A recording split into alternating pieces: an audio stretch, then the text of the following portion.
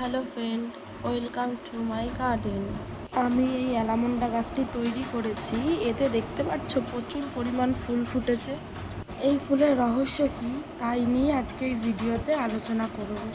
দুদিন ধরে এত বৃষ্টি হওয়ার জন্য অন্যান্য গাছের সমস্যা হলেও অ্যালামন্ডার জন্য এই বৃষ্টিপাত খুবই কার্যকরী। এই গাছের প্রথম রহস্য হচ্ছে বৃষ্টির জল। এই গাছে যত বেশি বৃষ্টির জল পড়বে গাছে তত বেশি ফুল ফুটবে। সবাই চেষ্টা করবে গাছটিকে এমন একটি জায়গায় রাখতে যাতে বৃষ্টি হলে প্রচুর পরিমাণ জল পায়। তাছাড়াও এই গাছে দিনে 4 থেকে 5 ঘন্টা টানা রোদেরও প্রয়োজন।